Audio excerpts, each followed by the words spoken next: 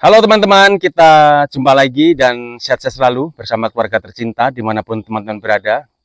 Kita akan bicara terus tentang timnas kita karena tidak lama lagi tentu saja di bulan Oktober timnas kita akan mengarungi perjalanan kualifikasi Piala Dunia 2026 ini dengan sangat ketat, yaitu di round 4, di mana timnas kita harus bersaing di sana.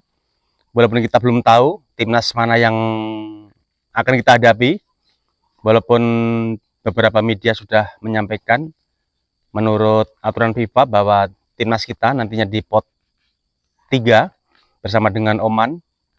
Kemudian di pot 1 ada Qatar, Arab Saudi, di pot 2 ada Irak dan juga Uni Emirat Arab. Dan menurut aturan FIFA juga yang saya baca kalau tidak ada perubahan, bahwa tim yang sebelumnya sudah berjumpa di grup atau di round 3 tidak akan ketemu di round 4. Artinya timnas kita juga tidak akan ketemu dengan Arab Saudi. Kemudian Oman tentu saja tidak akan ketemu dengan Uni Emirat Arab. Artinya peluang kita untuk bertemu adalah dengan Qatar dan juga dengan Irak. Namun kita tunggu saja nanti bagaimana kelanjutan di round 4 nanti. Kita tunggu drawingnya di bulan 7, tanggal 17 kalau tidak salah. Jadi semoga saja timnas kita nanti memberikan yang terbaik di round 4 ini dan timnas kita nantinya bisa langsung lolos menyusul dengan tim-tim yang sudah lolos lebih dulu di round 3. Kemudian kabar yang juga tidak kalah penting, adanya penambahan beberapa pemain untuk di round 4 ini untuk memperkuat timnas kita, yang diharapkan timnas kita semakin kokoh, semakin kuat, semakin solid, dan bisa memenangkan persaingan di round 4 ini. Tentu saja PSSI dan juga tim pelatih membutuhkan beberapa pemain untuk mengisi pos-pos yang dibutuhkan. Di sini ada nama yang sangat mencolok, yaitu Pascal Struijk,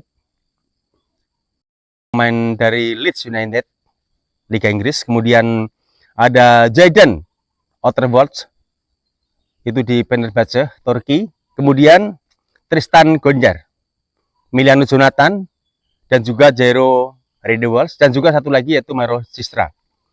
Walaupun kita tahu bahwa kabarnya Maro Cistra sudah lama berkas masuk di PSSI, namun kita masih menunggu proses selanjutnya. Kemudian di sini yang menjadi pertanyaan kita tentu saja, apakah pemain-pemain ini yang saya sebutkan tadi memang main bagus saat bermain di klub masing-masing? Apakah nantinya dalam waktu dekat ini saat kita mengarungi round 4 bisa setel, bisa bersinergi, bisa memberikan sumbangsih yang kita harapkan? Artinya bisa menyatu dengan timnas kita. Tentu saja ini juga tanda tanya besar, karena tidak semua pemain bagus jika memasuki di tim yang berbeda, itu juga akan menampilkan performa seperti di tim sebelumnya. Jadi kalau mohon maaf ini saya sampaikan, beratnya daripada adaptasi seperti yang dilakukan saat itu Andrei Shevchenko. Bagaimana pemain nomor 7 ini malang melintang sangat luar biasa saat main di AC Milan. Kemudian bahkan Claire Seedorf pernah menyatakan bahwa jika di area kotak penalti, Andrei Shevchenko dengan pejamkan mata saja bisa melihat di mana gawang itu berada. Artinya memang dia penyerang sangat kualitas, sangat ditakuti dan sangat dikagumi. Namun saat dijual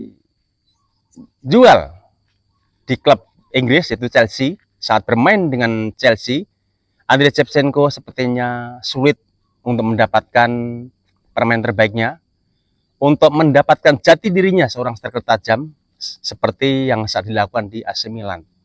Tentu saja teman-teman sudah banyak yang melihat bagaimana kualitas Andrei Shevchenko saat di AC Milan, kemudian bagaimana kualitasnya saat bermain di Chelsea. Tentu saja sangat-sangat jomplang, sangat-sangat tidak seperti melihat Andriy Shevchenko sebelumnya. Kemudian Kakak, bagaimana bagusnya dia main di AC Milan, bahkan kalau tidak salah waktu itu menjadi pemain terbaik. Kemudian ditransfer, main di Real Madrid, di sana juga sepertinya tidak mendapatkan permainan seperti yang diharapkan. Kakak sepertinya betul-betul tidak berdaya saat masuk di klub Real Madrid, dan tentu saja kita tidak tahu kenapa bisa seperti itu. Untuk itu, pemain-pemain sebesar yang saya sebutkan saja sulit untuk bisa adaptasi secara cepat, walaupun juga banyak pemain yang adaptasinya cepat dan masuk langsung bisa adaptasi. Jadi seperti yang kita kembalikan ke apa yang saya katakan tadi, bahwa pemain yang diharapkan untuk perkuat timnas kita di round 4, seperti yang saya sebutkan tadi, jika itu terrealisasi, apakah pemain tersebut nantinya bisa langsung bisa bersinergi dengan timnas kita yang ada. Dan kita juga memiliki satu pemain seperti Mercedes sampai sekarang juga masih belum menunjukkan permain terbaiknya seperti saat Mercedes main di klubnya. Itu juga menjadi tanda tanya yang perlu kita pikirkan. Dan tentu saja kalau saya melihat pemain yang ada sebenarnya sudah cukup berkualitas. Pemain yang ada sekarang ini hanya butuh motivasi dan polesan-polesan yang mestinya perlu diberikan, karena pemain-pemain tersebut sudah memiliki, hanya memberikan motivasi, memberikan penyegaran, memberikan kepercayaan diri agar pemain tersebut bisa memiliki kepercayaan yang sangat luar biasa saat membela timnas kita, tidak berbeda saat dia membela di klubnya. Jadi menurut saya di round 4 ini sebenarnya bukan hal yang menakutkan, walaupun di sana mungkin ada Qatar, ada Arab Saudi, seperti yang kita sudah pernah timnas kita berjumpa 2 kali. Kemudian ada Irak, Oman, kemudian Uni Emirat Arab. Sebenarnya bukan tim-tim yang sangat menakutkan, karena timnas kita sudah terbiasa ketemu dengan tim-tim Timur Tengah. Sudah tahu bagaimana kualitasnya, bagaimana cara mainnya, bagaimana cara mereka mempengaruhi daripada pemain lawan. Semuanya tentu saja timnas kita sudah cukup pengalaman. Dan dengan materi yang ada, timnas kita sebenarnya sudah kuat. Hanya saja timnas kita masih belum menunjukkan bagaimana kerjasama yang baik antar lini, kerjasama yang baik antar pemain, kemudian komunikasi yang baik dari lini belakang sampai dengan lini depan. Kemudian komunikasi yang baik antara pelatih dengan pemain, itu juga sangat perlu. Kalau kita melihat dari belakang, kita sudah memiliki Emil Audero, kita memiliki Martin Paes, kemudian di sana banyak juga Nadeo, Hernando Hari juga bagus selama ini. Kemudian di back-back kita juga memiliki Pepe yang tangguh, memiliki C.I.S, kita memiliki Mercedes, Rizky Ridho, kita memiliki Justin Hubner, kemudian Elkan Bakot yang belum main di timnas kita. Kemudian di sana juga ada Kevin De, Kevin Verdong, Dean James. Di tengah kita memiliki Joe Palupesi, kita memiliki Tom Hai, walaupun umurnya sudah cukup dua-duanya, namun masih menunjukkan kualitas terbaiknya. Kiefer Jenner ada di sana, Nathan Juaon ada di sana. Kemudian ke depan Marcelino ada di sana, Yakub Sayur, Yance, kemudian Audalo Romeni. Kemudian kita juga memiliki pemain sebenarnya sangat-sangat berkualitas di timnas kita ini. Tinggal kita memoles, memberi motivasi, menyatukan, bersinergi. Kemudian timnas kita bisa terbentuk seperti yang kita harapkan. Secara individu timnas kita pemainnya tidak kalah dengan pemain yang saya sebutkan seperti Oman, seperti Irak, seperti Arab, kemudian Uni Emirat Arab. Sebenarnya timnas kita tidak begitu kalah. Secara harga pasar juga tidak begitu kalah. Namun kenapa di lapangan terkadang timnas kita bermain baik, kadang-kadang bermain buruk jika berhadapan dengan tim yang menekan timnas kita seperti kewalahan. Artinya apa? Timnas kita perlu dipupuk mentalnya, perlu kasih motivasi lebih banyak lagi agar timnas kita masing-masing per individu maupun secara tim mendapatkan kepercayaan diri yang penuh, kepercayaan diri yang kuat, kekuatan mental saat masuk di lapangan, kemudian saat menghadapi tim-tim lawan. Tidak takut saat ditekan dan sangat enjoy waktu kita menyerang. Itu yang kita harapkan. Jadi seperti kemarin waktu kita ketemu dengan Jepang, bagaimana timnas kita betul-betul tidak berdaya, seperti takut untuk menyerang, takut untuk merebut bola, hanya mengadang dan mengadang. Dan akhirnya timnas kita ditekan habis, bola sekian persen dikuasai oleh Jepang, timnas kita seperti tidak mendapatkan apa-apa, tanpa peluang satupun ke arah gawang lawan. Artinya, timnas kita betul-betul tidak berdaya saat berhadapan dengan tim-tim yang menekan, seperti yang dilakukan Jepang. Kemudian dengan Australia, timnas kita menyerang, namun juga tidak mendapatkan hasil yang diharapkan. Jadi dari situ kita berpikir bahwa ada yang kurang di timnas kita. Timnas kita perlu perbaikan, perlu hal-hal yang sifatnya non teknis, yang sehingga timnas kita nantinya bisa terbentuk sebagai tim yang kuat, tim yang kokoh, karena sudah beberapa pemain yang didatangkan untuk memperkuat timnas kita. Banyak pemain dari abroad yang sudah kita datangkan, pemain yang kita incar selama ini sudah masuk timnas kita. Apalagi jika nanti ada tambahan pemain yang saya sebut tadi, di sini ada sekitar 5 sampai dengan 6 pemain yang katanya mau diproyeksikan di round 4 nanti. Jika ini masuk, tentu saja pelatih juga agak kebingungan dalam menentukan siapa yang akan dipasang, karena waktu juga tidak begitu luas, hanya beberapa bulan ke depan.